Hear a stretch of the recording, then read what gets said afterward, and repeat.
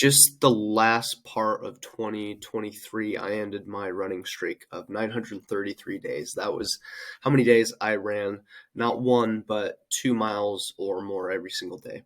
And I learned quite a bit from this. And so I wanted to share what this was like because there was a lot that made me better as a runner and some things that affected me negatively, obviously. And I wanted to walk through that. At the end of the day, I would change nothing. I think this was something that it's something I'm always going to look back on. I don't think I'll ever do a running streak again like this, but it's something I will always remember and has given me unlimited pros opposed to the cons that I got from it. So let's walk through why I started this first because there's a big reason for this.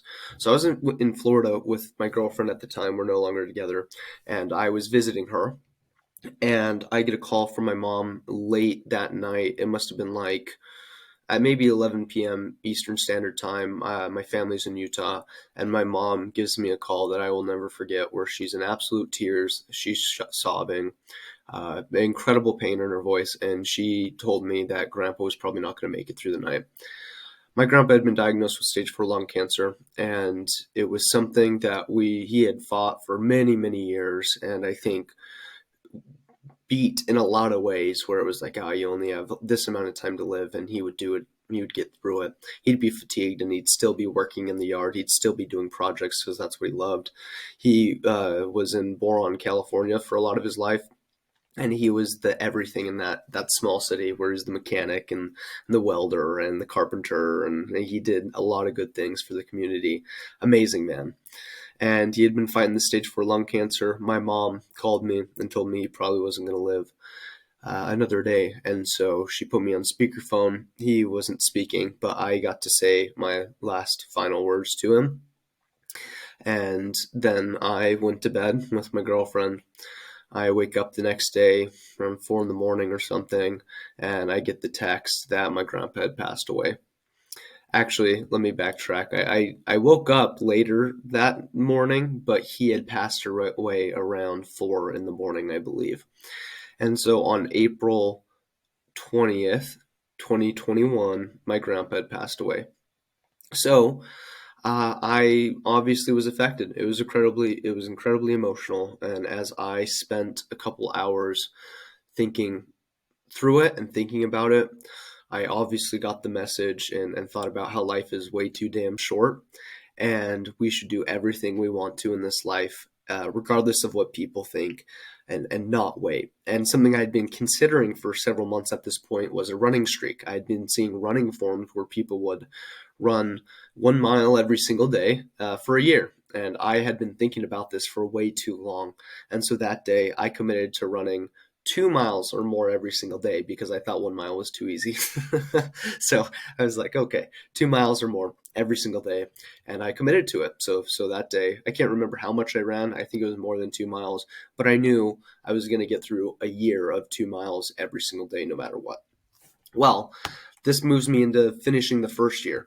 I ran the first year, and this is what I ended up accomplishing. I ran a ton of miles, but to close out the year, the first year of running 2 miles or more every single day, I decided to run 10 marathons in 10 days to raise some money for charity and to honor my grandpa, because the 1 year of me running every single day was 1 year from him passing away. And so you actually see in the back, this is the cemetery where my grandpa's buried. And so I finished my marathon around the cemetery, but I decided I wanted to run 10 marathons in 10 days, the 10th being the anniversary of his death. And it's something I wanted to also raise money for. So I raised roughly it's hard to see, but around $20,000 for a local foundation in St. George, Utah. There's a Sound of Life Foundation, so they help people who can't afford hearing technology, kids, women's, people in poverty, right? So this is something I did, and I shotgun a beer at the end. I don't think my dad was very happy about that, but there's this awesome video. So I don't know, comment if you want to see the video. And so yeah, I've been an ultra guy for a little bit, and I had been at this point, but I thought it would be a great way to close out that year. So I ran 10 marathons in 10 days, and I actually ran 30 miles the last day, just to quite literally go one more or go three more, right? And this is something that I need to make a video on within itself, but this was how I closed out my first year. And then guess what I decided to do? I decided to go another year. And so I made it 2 years. I didn't necessarily do anything fancy for this one because a couple days before what would have been the second year anniversary of the streak of my grandpa passing, I actually did a 100-mile race. So that, in a way, kind of closed out the second year in a good way. And then I felt like I should move on to 3 years, and I didn't make it that far. And there's a couple reasons why that happened. So what started to happen as time went on, and I don't know if this was the streak specifically, but a lot of it might have been how much volume and stuff I was doing over the last probably 3 years. I got like extreme fatigue. I don't know if it's adrenal fatigue or a nervous system overwhelm. I'm not sure what it was entirely, but I got just extreme fatigue. I would sleep for 14 hours, wake up for a couple hours. If it was a weekend and I didn't have anything to do, I would take a 2 hour nap and then sleep another 14 hours the next night. And this would happen quite frequently.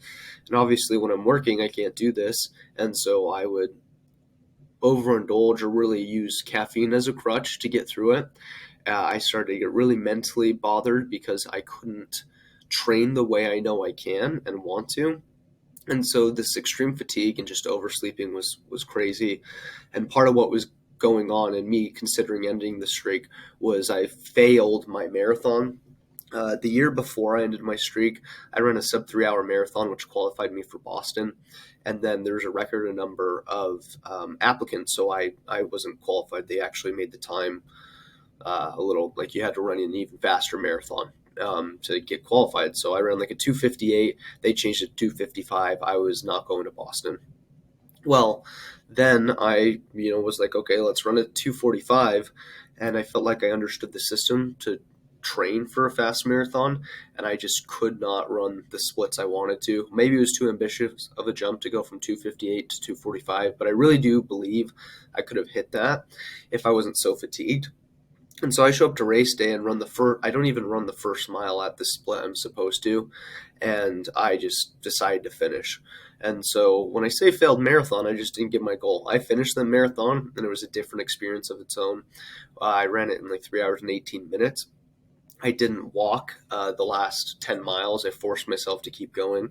I told myself if I walked, I was going to quit running forever, and that was motivating enough for me to not stop to walk. So I finished the race, and yeah, we could look at that as a win in itself, but I didn't qualify for Boston, and I didn't hit a sub 2:45. I ran an even slower marathon than my PR, right?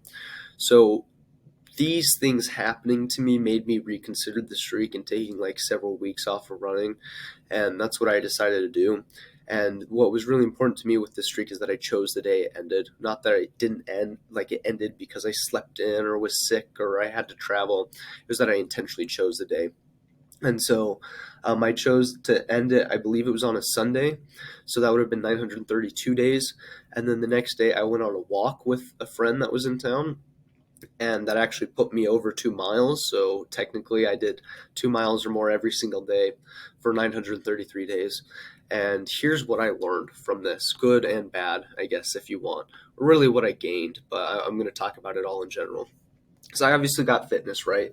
Because I always had to be running, I was getting stronger and faster. And so even if I was slightly overtraining, I believe I got a good amount of fitness. Something that I wasn't really expecting from this is I got a lot of friends, and the reason for that is I started to get notoriety in my community.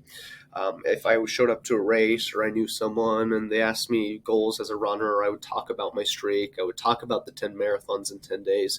And so I started to get known in the community a little bit more. I wouldn't say I'm a celebrity, but I have a decent amount of people who will come up to me and they'll be like, "Are you Reese?" And I'm like, "Yeah, who the hell are you?" Because people have talked about me or they've seen the things I've done. There's a news article about my 10 marathons in 10 days, so that got my name out there. And so I got a lot of friends through this because people would talk about me, or I'd just run into runners and then we would go on runs together because that's what us runners do.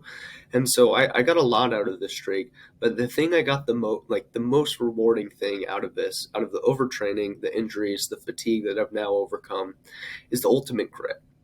And if this is all I got, all of it would have been worth it. If I got no friends, no fitness, no notoriety. The thing that is most valuable from this is the grit I got, because every single day for 933 days, regardless of sickness, my grandpa passing away, marathons the day after a 100-mile race, whatever it was, I always got my run in. I always got it in. If I was sore, if I was injured, if I was tired, if I was hungover, it did not matter. If I was traveling, flying, I slept in, I ran in the evening, I always got it in. And that has just given me this unlimited confidence, because this is something that most people will never do. I don't know the percentage of people who have even done like a year of running 1 mile every single day for a whole year. I did 2 miles every single day for 933 days. I was closing in on 3 years. And I just gained this ultimate confidence and understanding that I can push through and do anything. And I can, when it sucks, I'm going to get it done anyways. And that is something that has been so valuable and something I've appreciated, even if I'm earlier in my running career. The fact that I've gone through overtraining, exhaustion, pushing myself too much for optimal training. And I don't believe I pushed myself for too much, but maybe the fact that it was taking away from my gains as a runner. The fact that I have this confidence and grit and have experienced what it's like to be fatigued early in my career is amazing, because it has set my new mental bar. Like this bar is so much higher than someone who's never pushed themselves to ultimate exhaustion or a adrenal fatigue or whatever was going on with me. So this is something that's been incredibly valuable. I've been saying this for many months now. I believe everyone should be unreasonable in their training for a period of time so that they can see the new bar they set for themselves and learn from it. And so that's something I've learned from this 933 days of running every day.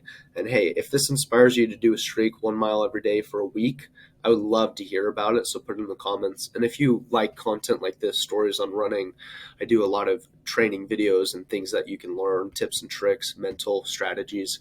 Hit that subscribe button, and I appreciate your time. I know it's super valuable. Out of all the things you could be watching, you chose to click on this, so I thank you for that. And I hope to see you on the trails sometime soon.